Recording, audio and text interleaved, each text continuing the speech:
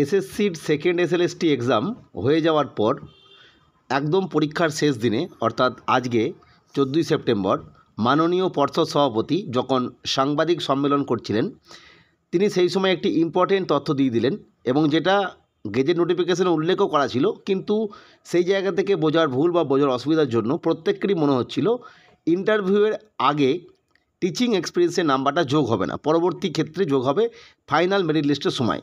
সেই জায়গায় তিনি আজকে স্পষ্ট জানিয়ে দিলেন গেজেট নোটিফিকেশনে সেটা উল্লেখ করা আছে এবং সেই অনুযায়ী ইন্টারভিউয়ের আগেই টিচিং এক্সপিরিয়েন্সের জন্য বরাদ্দ 10 নম্বর যোগ হবে।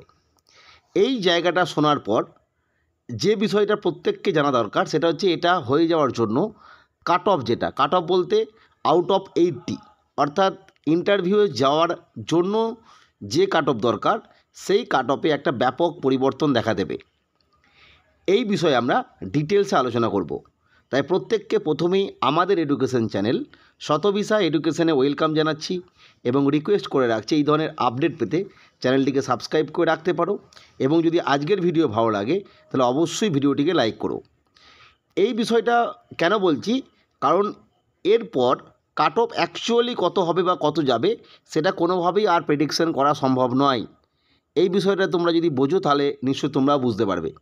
কারণ আমরা যদি একটা সাবজেক্ট ধরে ভাবি, আমি ধরে নিলাম বেঙ্গলি মিডিয়ামের একটা সাবজেক্ট, বেঙ্গলি সাবজেক্টের কথা আমি বলবো।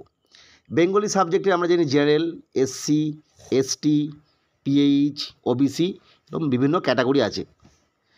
এরপরে general male female, general female, এইভাবে প্রতিটিরই কিন্তু সাব ক্যাটাগরি আছে, মেল ফিমেল ফিমেল।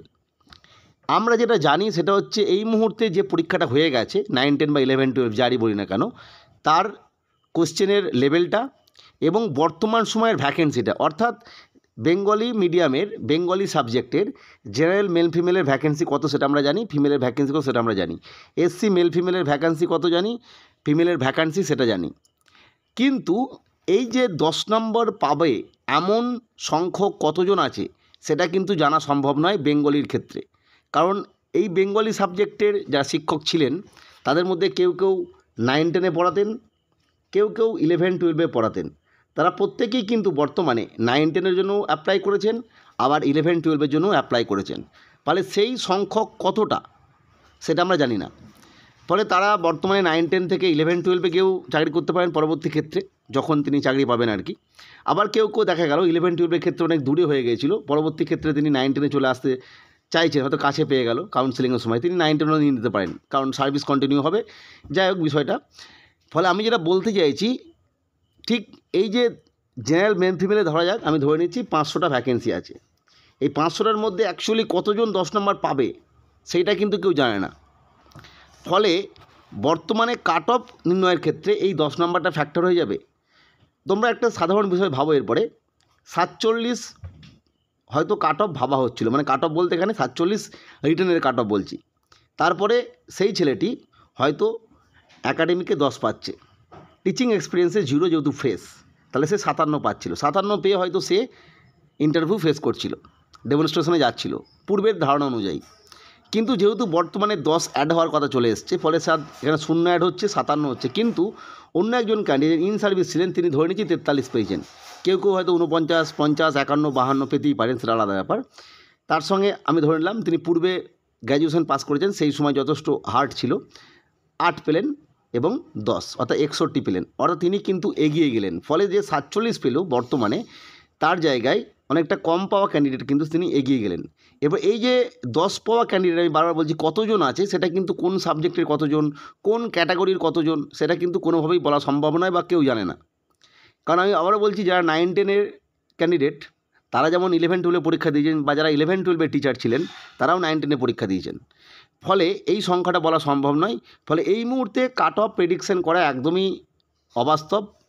যেহেতু একদম কনফার্ম হয়ে গেলাম আজকে যে 10 নম্বর ইন্টারভিউয়ের আগেই যোগ হবে, ফলে এরকম একটা টালবাহানা তৈরি হবেই।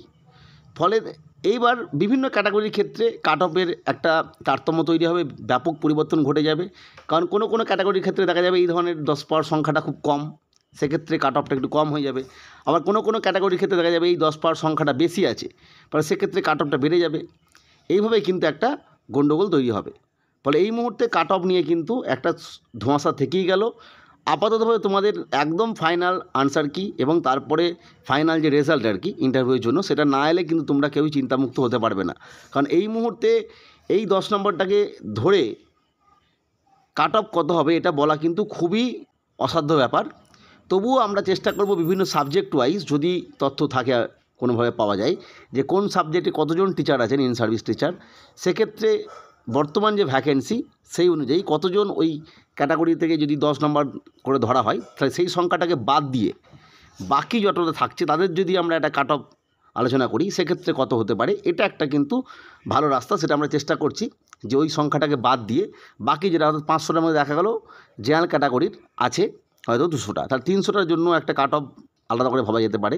তবে এক্ষেত্রেও সমস্যা আছে, কারণ অনেক অন্য ক্যাটাগরির তারা কিন্তু ভালো নাম্বার পেয়ে হয়তো ইউআরে আসবে, মেন লিস্টে আসবে, সেখানেও কাট অফের একটা পরিবর্তন দেখা দেবে।